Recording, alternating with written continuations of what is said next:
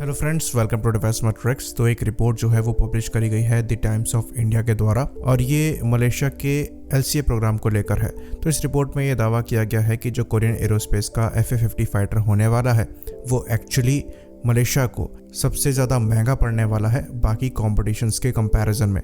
तो 18 एयरक्राफ्ट के लिए अगर FA-50 चूज़ किए जाते हैं तो इनको 4.2 बिलियन मलेशियन रिंगिट पे करने पड़ेंगे, जबकि सबसे सस्ता इनको JF-17 पड़ेगा जो कि 3.4 बिलियन मलेशियन रिंगिट में आएगा। और इंडिया का जो LC-30 Mark 1A है वो 3.75 बिलियन मलेशियन रिंगिट का पड़ेगा, जबकि जो सैंक्शनड अमाउंट है वो 3.5 बिलियन मलेशियन रिंगिट है। तो इनकी जो फाइनेंशियली बेसलाइन रखी गई है वो 3.5 बिलियन रिंगिट मलेशिया है और इसके अंडर में इनको JF-17 ही पड़ेगा। लेकिन ये जो चूज कर रहे हैं ये कोरियन FA-50 कर रहे हैं जो कि इनके बेस प्राइस से काफ़ी ज़्यादा है और करीबन 4.2 बिलियन मलेशियन रिंगिट है।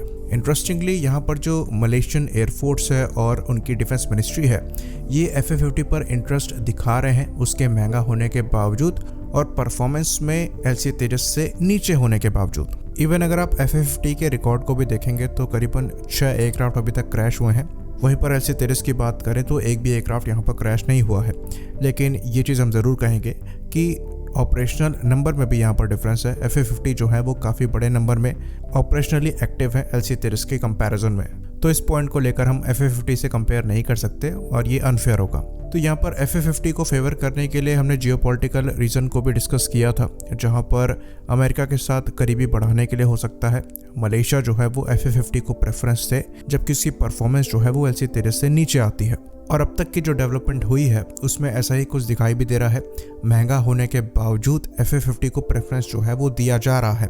लेकिन अब इस मामले में खींचातानी चालू हो गई है। जो मलेशिया की फाइनेंस मिनिस्ट्री है वो यहाँ पर सवाल उठा रही है कि अगर 3.5 बिलियन मलेशियन रिंगिट को हमने अप्रूव किया है तो इस बजट को इतना ऊपर पुश करके एक 4.2 बिलियन मलेशियन रिंगिट की डील को क्यों प्रेफरेंस दी जा रही है। तो रॉयल मलेशियन एयरफोर्स द्वारा ये चीज़ देखी जा रही थी कि बजट जो है वो यहाँ पर थोड़ा बढ़ा दिया जाए, पर जो मिनिस्ट्री ऑफ फाइनेंस है मलेशिया की उन्होंने स्ट्रिक्टली ये कहा है कि जो डील है वो 3.5 बिलियन मलेशियन रिंगिट के अंदर ही होनी चाहिए।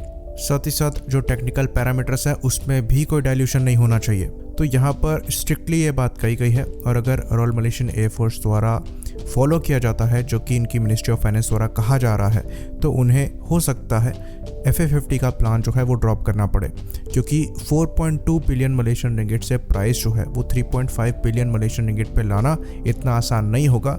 जबकि इंडिया के LC-30 का जो प्राइस पड़ रहा है वो 3.75 बिलियन मलेशियन रिंगिट पड़ रहा है, जहां पर जो अमाउंट है वो नेगोशिएबल लग रही है, यानी कि इतना ऊपर बजट जा भी सकता है या फिर किसी तरीके से जो प्राइस है उसको 3.5 बिलियन मलेशियन रिंगिट पे लाया भी जा सकता है। तो ये चीज़ किसी से नहीं छुपी है कि जो मलेशिया का मिलिट्री बजट है वो काफ़ी टाइट चल रहा है। इवन LCA की जो पेमेंट होने वाली है इसमें भी बार्टर सिस्टम की बात यहाँ पर चल रही है कि पाम ऑयल की सेल के बदले ये एयरक्राफ्ट लेंगे। तो इतने महंगे एयरक्राफ्ट को प्रेफरेंस देना यहाँ पर सेंस नहीं बनाता है। कुछ लोकल मीडिया का ये कहना है कि यहाँ पर हो सकता है कमीशनबाजी चली हो, जिसकी वजह से एक महंगी डील को प्रेफरेंस दी जा रही है जो कि यहाँ पर सबसे स्ट्रॉन्गेस्ट कंटेंडर भी नहीं है, सबसे अच्छी डील भी नहीं है और सबसे कॉस्टली है।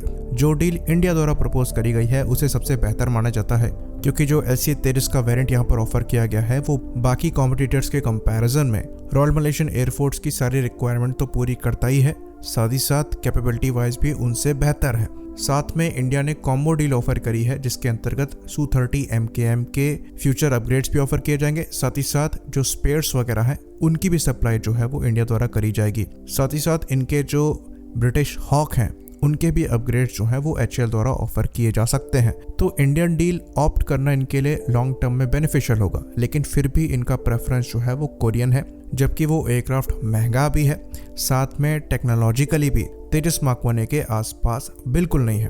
तो अभी भी हम ये नहीं कह सकते कि मलेशिया के इस कंपटीशन में कुछ कंफर्म है, पर यह चीज़ ज़रूर यहाँ पर सामने आई है कि जो रॉयल मलेशियन एयरफोर्स का प्रेफरेंस है वो LC-30 नहीं है, कोरियन FA-50 है। और हो सकता है किसी तरीके से ये मलेशिया से नेगोशिएट करके 3.5 बिलियन मलेशियन रिंगिट में डील को सील करने की कोशिश करे, लेकिन डेफिनेटली वहाँ पर ये कई कॉम्प्रोमाइज़ेस करेंगे, चाहे वो टेक्निकल सपोर्ट को लेकर करें, चाहे वो एयरक्राफ्ट की मेंटेनेंस को लेकर करें।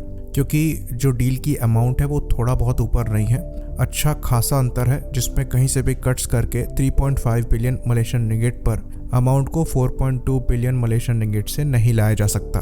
होपफुली इन्फॉर्मेशन यहाँ पर क्लियर हो। इसी बात पर हम इस वीडियो को ख़त्म करेंगे। लाइक करिए, सब्सक्राइब करिए। जय हिंद।